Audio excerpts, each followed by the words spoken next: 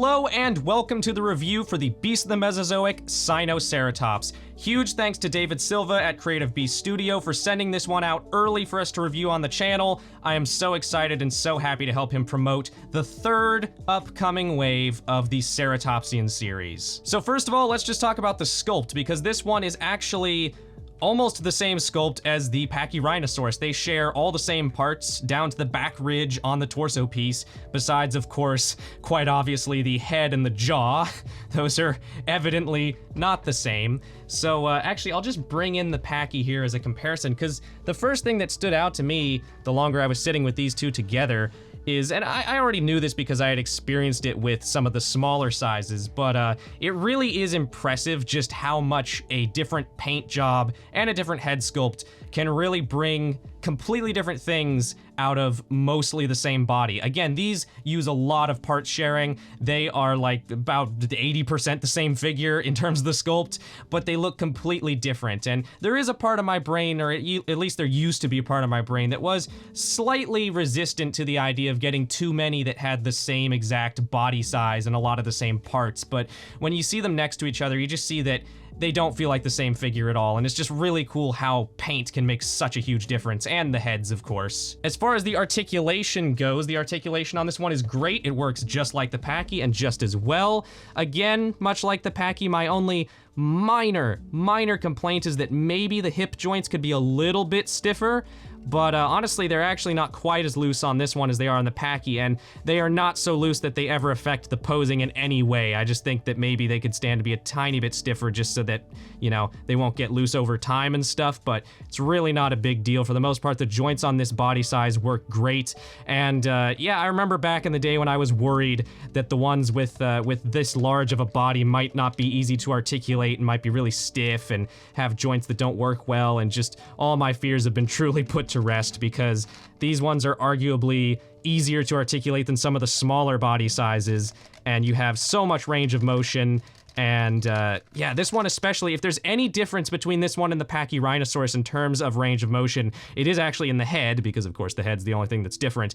It's mostly pretty similar, but I think this one can actually go downwards a bit more. I think it can get a bit lower down, which is a really good thing in my book, because I like being able to put these figures in really sort of crouched defensive poses, like they're warding off an attacker or a rival or something, so that's really good. One thing I do want to say that I think I completely neglected to mention in my last video on my other Ceratopsians from this series is that you should definitely heat up the joints with a hairdryer or hot water or whatever you want to use before trying to articulate a lot of them. Particularly on these bigger ones, the elbows and the knees are quite stiff out of the box. Once you get everything moving the first time, it's totally okay after that. I just really recommend heating up the joints somehow, especially this time of year when they've been, you know, outside and in trucks and stuff moving around in the cold. You know, the joints can be really stiff, and if you don't heat them up, you could risk damaging them, so I do recommend you do that. I know I talked about this forever ago in my Raptor videos, but I don't think I've talked about it with the Ceratopsians, so I just wanted to mention that. Now let's talk about the one part of the sculpt that is different on this one from the Pachy, which is, again, obviously the head.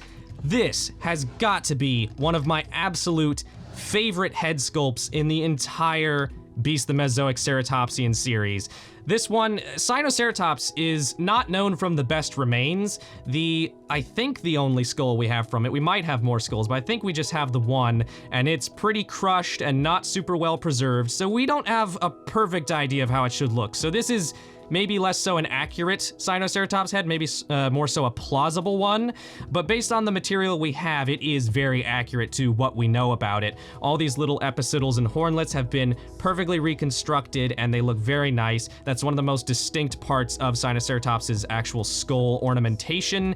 I really like the way the nose horn has been done. It's very much curved back, very different from the other Centrosaurs with prominent nose horns from the line, like the Styrac, which has just more of a straight horn, and the Centrosaurus, which has actually a forward curving horn. So kind of nice that they all have a different character to their nose horns. And in general, I just love a lot of the decisions that have been made with this head. I love how they've really emphasized just how long the snout is, and they've given it, you know, a bit of a smaller, thinner frill. Normally the frills on ceratopsians are the big part of the head, but I actually really like seeing one with a smaller frill and just this really long projecting snout and this really big, powerful looking beak. That is just awesome. It gives it a really unique look to it, a really impressive sort of impact on the shelf. And in general, this is just one of the heads out of the line, at least out of the figures I have from it, that just has the most personality to it, in my opinion, and I love it for that. The jaw on this one also works fantastically. It's one of the few jaws of the ones I have that can get almost a perfect seal when you close it. There's like a tiny bit of a gap in there, but it's barely noticeable, and I love that. Like, most of the jaws work fine. I don't need every jaw to close all the way, but it's really satisfying when they do. And it also opens quite wide and looks great in that open pose. And another thing I love about the head sculpt on this Sinoceratops is just how reduced the cheeks are. It still has cheeks, it doesn't go full Eofauna Triceratops SP, but I really like just the fact that they are a little less prominent. They don't come all the way up. They're a little reduced, like I said, and it just gives it this really kind of mean, aggressive look. A lot of people like to sort of speculate and hypothesize about ceratopsians maybe scavenging on carrion, or maybe even hunting small things and just possibly being sort of opportunistically omnivorous from time to time.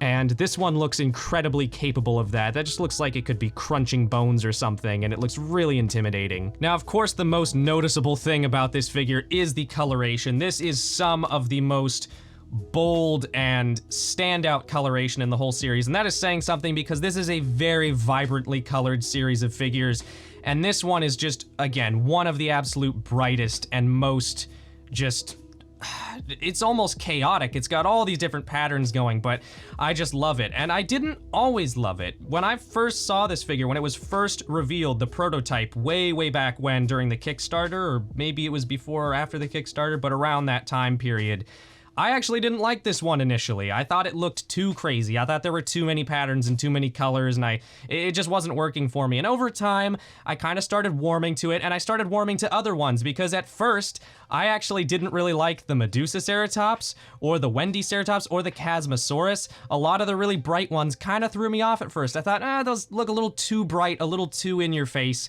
and I liked some of the more subtle paint jobs on some of the other ones. But over time, I just started liking them more and more, and now they are all some of my favorites. I don't have the Wendy, but my friend Eric brought his over a while ago, so I got to look at that one. And of course, the Medusa and the Chasmo are two of my favorites on my shelf, and this is one of my new favorites. And there's something about the bright colors on these figures, because sometimes bright colors are too much. Sometimes bright colors do look a little artificial or cartoonish, but they never look that way to me on BOTM figures. And I think it's because they are based on the colorations of real reptiles. In the case of the Sinoceratops, this one is based on a Chinese crocodile lizard, which is a really cool looking lizard. And there's something about that combination of basing the colors on something that actually exists, but still going for these really vibrant colors and these really complex patterns, and just making them so vibrant and so unique. They're really brightly colored, really saturated in color, but they also are authentically inspired by nature.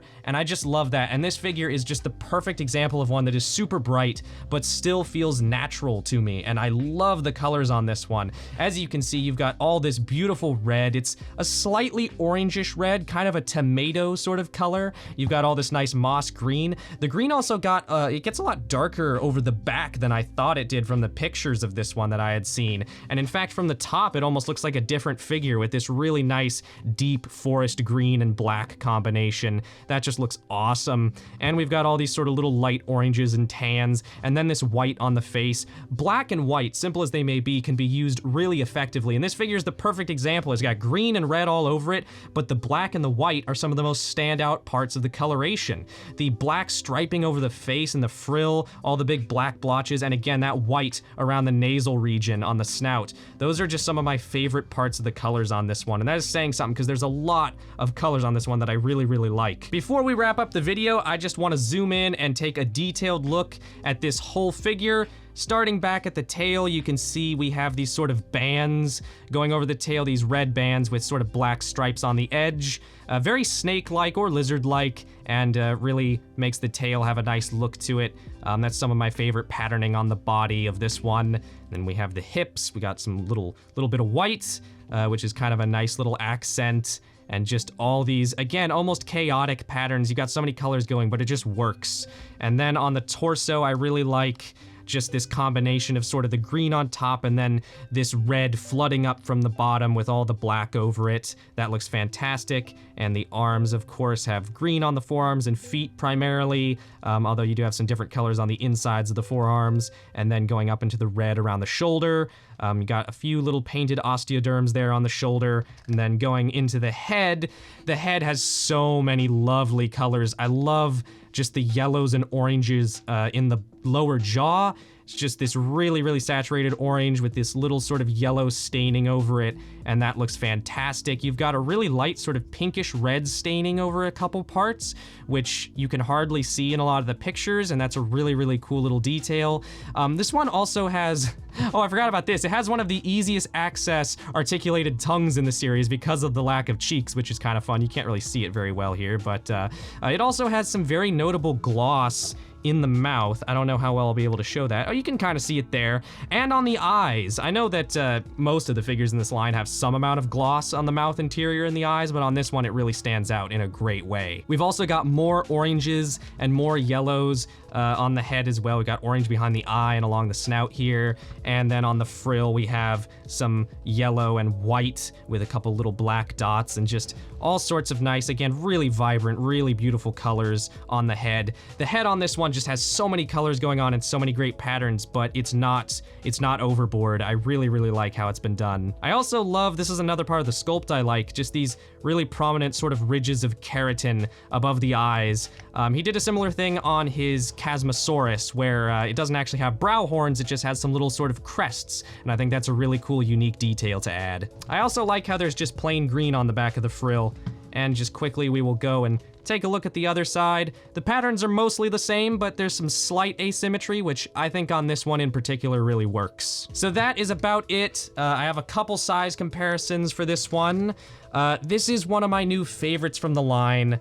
It's just so vibrantly colored. And I highly recommend it. And oh my god, stuff is getting stuck to the monoclonius. Sorry. There we go. There he is. I brought one from each major sort of size category. So we got the monoclonius from the sort of smaller bodied ones, and then the more medium-sized Mesozoic, and another big one in the form of the Pachy there. Yeah, again, massive thanks to David Silva and Creative Beast Studio for sending out the Sinoceratops early. This was super cool to be able to take a look at it and review it before Wave 3 comes out, and I am so looking forward to Wave 3, so let me know what you think of this figure in the comments down below. Thank you for watching, and I will see you all next time. And remember that you can, if you want to buy this or any other BOTM product or just any Creative Beast thing, you can go to creativebeast.com. There'll be a link in the description. Everything is for sale there. And if you make an account on the website, you can start to build up points for discounts and stuff, and it's great. So go do that. And I will see you in the future.